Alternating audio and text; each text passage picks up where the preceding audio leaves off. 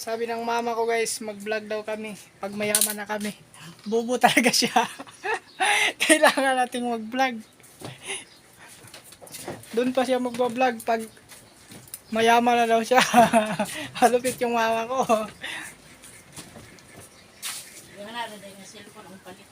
Mag-vlog ma. Yung wala ka pang pira ma. Sa mag-vlog atong cellphone na di na may nagpaga.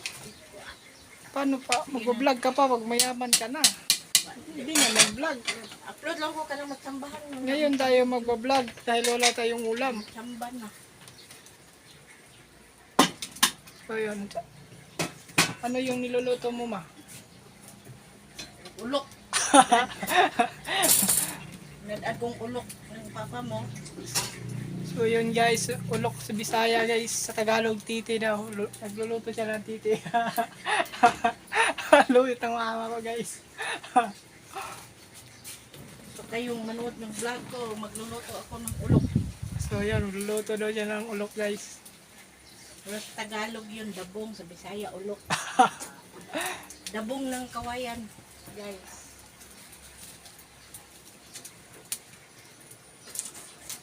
Ano yung isa ma? Isa mong kuhan, sinasain. Luto ng ulam. So yun. Luluto siya ng bigas tas ulam. Luluto din daw siya ng titi. Malupit talaga yung mama ko. Pwede naman ka mag-vlog dyan.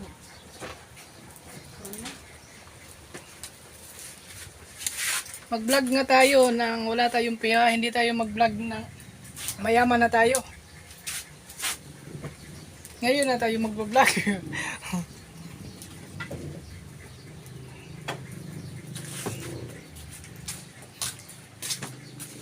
So yun na, antabayan natin yung pagluluto ng mama ko ng ulam. Anong putahe yan ma? Ulok na sinabawan. Sinabaw na titi raw guys. Ang sarap nito guys. Ulok na sinabawan. Sarap ito. Pares ng mais na kanin. Oh. Yeah. Lagyan ng sili, ang halang. Pare, kuan. Kani soup 45 ulok. Yan. Ulok ng baka ba? So yan, ito na sila dalawa. So yan guys, lumabas na yung isang ate guys. Yun ng buhala. So yun, yun na silang dalawa. Hanggang dito na lang tong vlog na to guys kasi mahaba na. So 3 minuto na, mahirap nang i-upload dahil wala tayong wifi. So yun, antay na lang tayo na Sarap ng ulok guys. antay na lang tayo na maluto at yun, painom-inom lang si mama ng juice kasi nauuhaw siya. So yun lang, mag-subscribe na kayo sa YouTube na to. Ulok na sinabawan. Ulok daw na sinabawan guys. Ang niluluto ko ay ulok na sinabawan. Niluluto daw ni mama yung titi na sinabaw daw. Gusto kayong kumain ng ulok na sinabawan? Ito lang yan sa Marilyn Kitchen. Niwilit kitchen dahil. Pagkaan ko, mag-vlog man ko. Marilyn Kitchen. So yun. Sheesh! Ay, hindi man.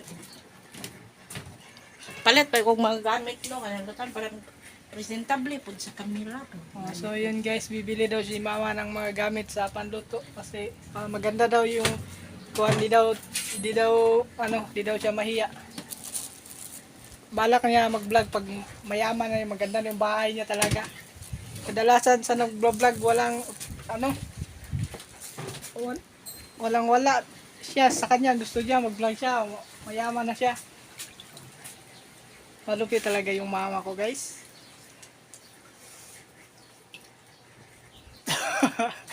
Ano yung putahe mo ma? Ulok na sinabawan. Ulok na sinabawan. First time kong makatikim niyang ulok na sinabawan. Ito ay Hilonggo style. Ilonggo style. Sarapan ang mga Hilonggo nito kasi ulok na sinabawan. So ayan, hanggang dito na itong vlog na to guys. Ayan, nagugutom na kasi Lami, manik ang alas 11 na ng tanghali.